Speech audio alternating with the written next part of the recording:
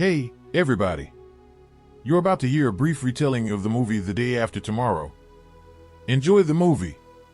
A team of scientists is digging into the ice in Antarctica to collect core samples. As the drill progresses, the ice underneath their camp begins to split, and the drill quickly sinks. Jason nearly falls into the hole as well, but Jack and Frank save him just in time. Then Jack takes the risk of hopping over the breach to recover the samples, but as he returns, the ice fractures beneath his feet and he falls. Fortunately, he manages to grab on with an axe, and his buddies bring him back up to see how the entire ice shelf is shattering. Later, Jack addresses the United Nations Conference on Global Warming in New Delhi to inform all global leaders that the Earth would experience a new ice age that will freeze everything on the Earth. When the politicians question how much time they have left, Jack responds that it may take millennia, but if they do not cease using fossil fuels soon, their grandkids will suffer the repercussions. Unfortunately, lawmakers point out that this would be quite expensive and label Jack's speech as sensationalist claims. Outside the building, people are protesting climate change, and a reporter mentions the snow, which has never happened in this location before and is causing havoc in the city. Jack encounters Terry, who works for the National Oceanic and Atmospheric Administration, after the meeting. Terry agrees with Jack's arguments, and the two of them depart together to discuss theories. A few days later, at Terry's monitoring station in Scotland, one employee detects a large temperature decrease on a buoy, but his co-worker assumes it was caused by a powerful wave. They don't tell Terry about it when he returns. It appears to be a usual rainy day in Japan when suddenly, massive hailstones begin to fall from the sky, wrecking automobiles and houses and killing a few people. Reports regarding Hurricane Noelani in the United States have caught weather scientists off guard. This is the most powerful storm ever recorded, and it has killed hundreds of people. The astronauts on the International Space Station are astounded to see unusually massive storms building in the Earth's sky. Meanwhile, Jack's son Sam is on his way to New York with his pal Brian and his crush Laura. Sam is terrified of flying, and his fears are heightened when the jet hits a massive storm, causing it to rock. Suddenly, the pilot informs them that they will experience turbulence, so everyone buckles up and clings on tight as the shaking worsens and baggage begin to tumble all over the hallway. Fortunately, it doesn't last long, as Sam remembers he's clutching Laura's hand and must let go. When they arrive in New York, they are shocked to discover a big flock of birds heading west, almost as if fleeing something. Animals in farms and zoos are also acting abnormally, as if they are scared. Sam and his pals compete and perform well, but Sam can't help but notice that a kid from another school named JD keeps flirting with Laura. Terry finds the buoy reporting the dip in seawater temperature later in the monitoring station.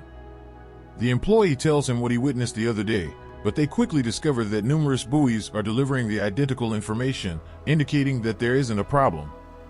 Terry decides to phone Jack and inform him that his idea is coming true at a breakneck pace, something that hasn't happened since the previous ice age 10,000 years ago. Jack's forecast model is the only one capable of predicting this situation. While newscasts report that Hurricane Noelani is intensifying and the Coast Guard has blocked beaches, a technician at a weather monitoring facility in California is spending his time with his girlfriend rather than working. She is startled when she hears a disturbance, but it turns out to be the janitor. At that time, the phone rings, and the technician receives a panic call from a reporter in Los Angeles, who reports that it is pouring golf ball-sized hailstones. When the technician checks the TV and sees that a tornado is forming in Los Angeles, he phones his employer to alert him.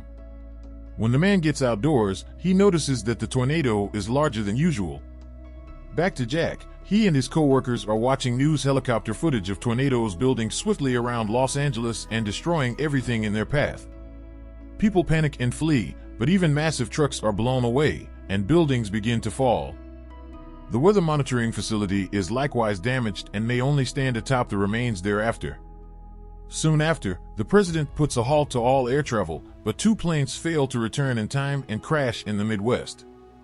The Office of Global Change in Washington, D.C. holds an emergency conference where they discuss tales of weird and severe weather from throughout the world. With Terry's confirmation, Jack can explain that this is due to the North Atlantic currents, which are influenced by melting polar ice due to global warming. He also adds that it has only just begun and that it will only become worse in the near future. However, because climate change is only a hypothesis, Jack's employer gives him 48 hours to acquire evidence to deliver to the government. Jack begins working hard on drafting a decent report with the support of Frank, Jason, and NASA's meteorologist Janet, to the point that he doesn't sleep for 24 hours.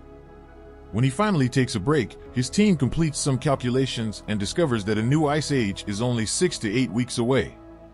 The next day, Jack receives a call from Sam, who informs him that he is delayed in New York because the city is flooded and many roads are closed. After he hangs up, he sees that JD has offered to host his group at his opulent apartment.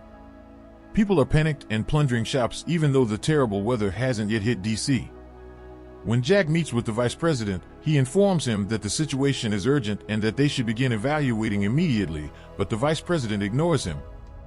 Meanwhile, in Northern Europe, it has been snowing at an alarming rate for the past 24 hours and shows no signs of abating. The royal family is rescued by a search and rescue team, but the helicopters have little vision and wind up flying in the eye of the storm. The chopper's instruments and blades soon begin to freeze, forcing them to tumble and crash. Only one pilot survives, but as soon as he looks out the window, he is frozen to death.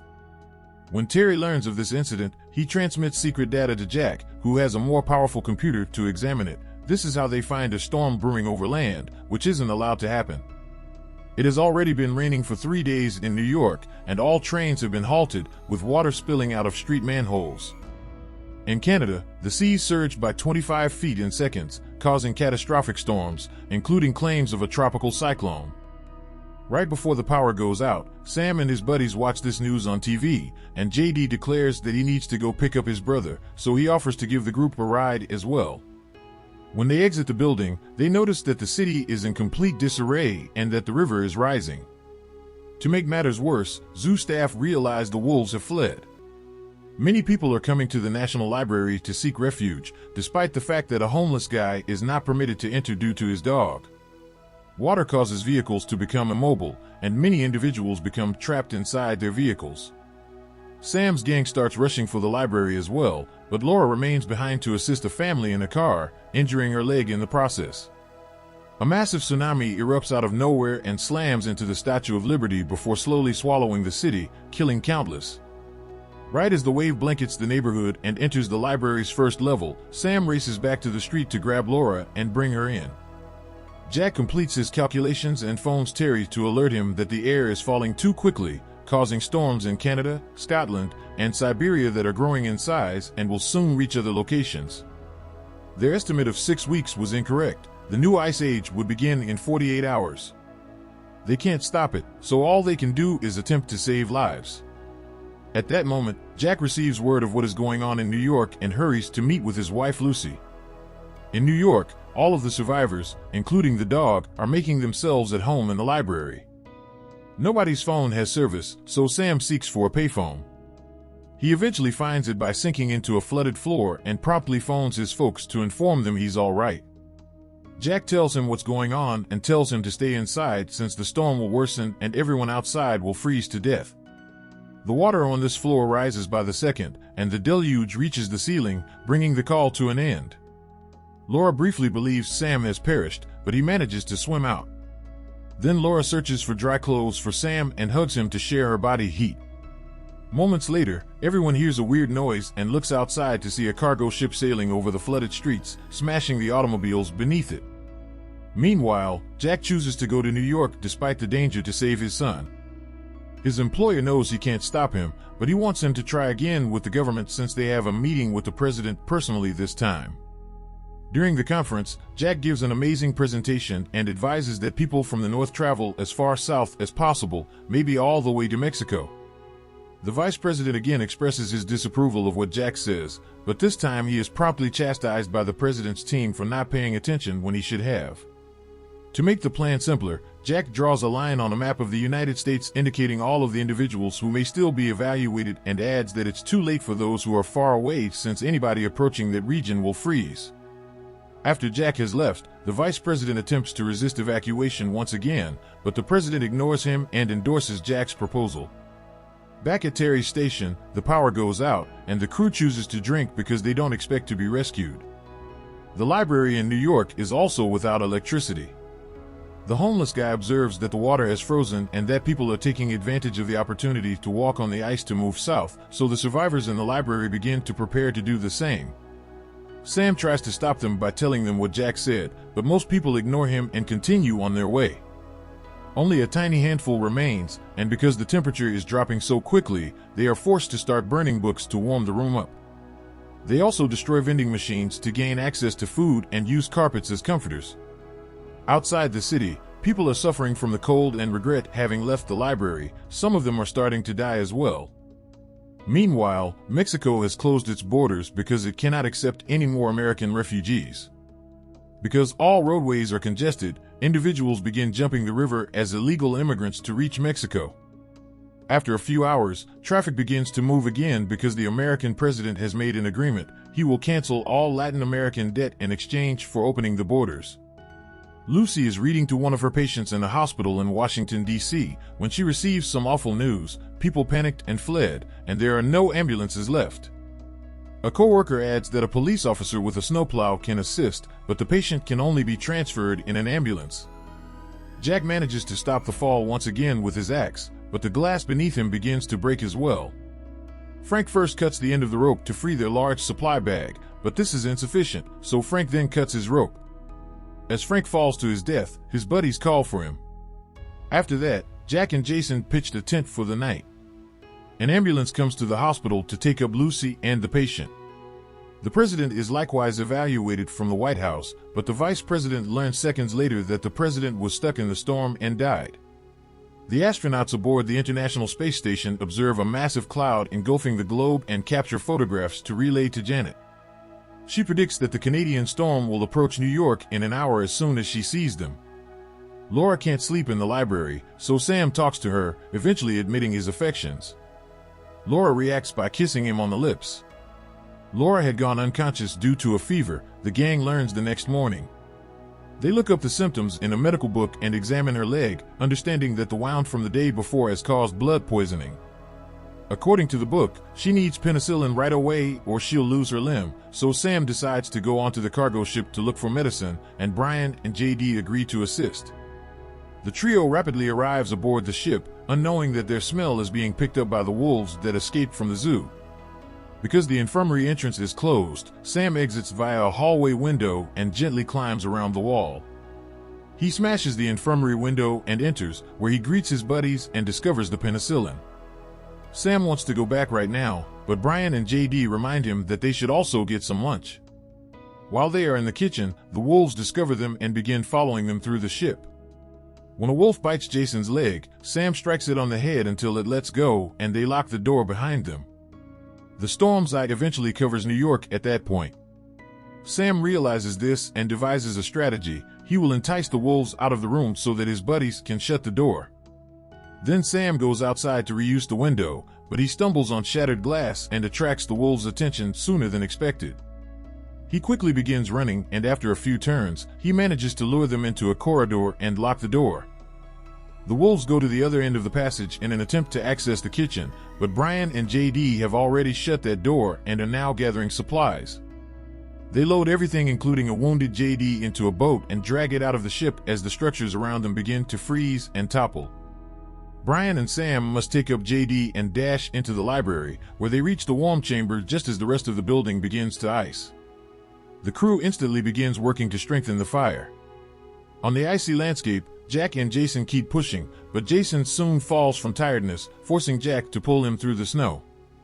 When he finds the storm's eye, he quickly starts digging in the snow until he finds an open vent through which he throws Jason and himself before the region freezes.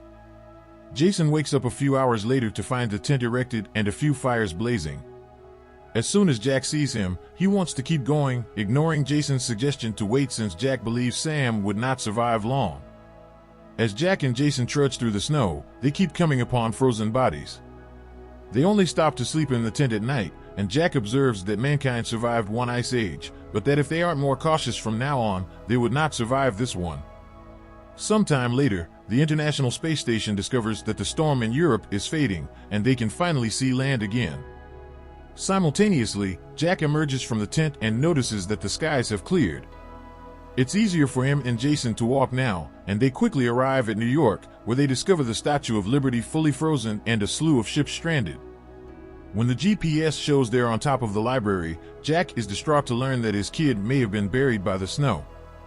Refusing to lose up, the pair finds a gap in the snow and enters the building through a window. As they look about, they begin to lose faith, but they soon notice light beneath the door and open it to find the gang alive and well, including Laura. With a hearty hug, Sam and Jack swiftly reconnect.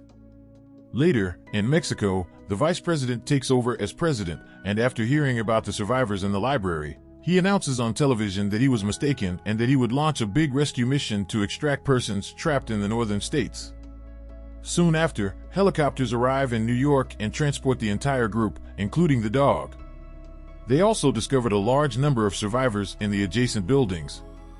The astronauts aboard the International Space Station observe the Earth and discover that it has the purest air they've ever seen.